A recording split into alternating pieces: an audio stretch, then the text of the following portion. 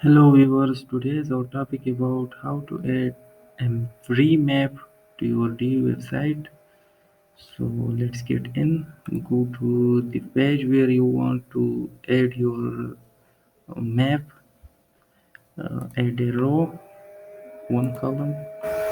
Okay, then add a code module.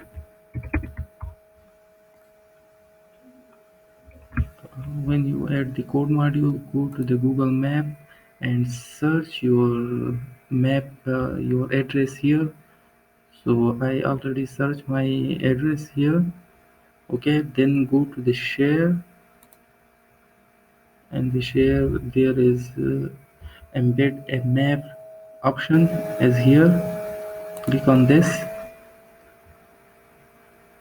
then copy the HTML and go to your website, and the code module you can paste your code here. You can adjust the width and height of the map like this, and done, and save it.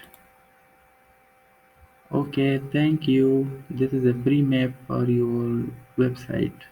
Thank you.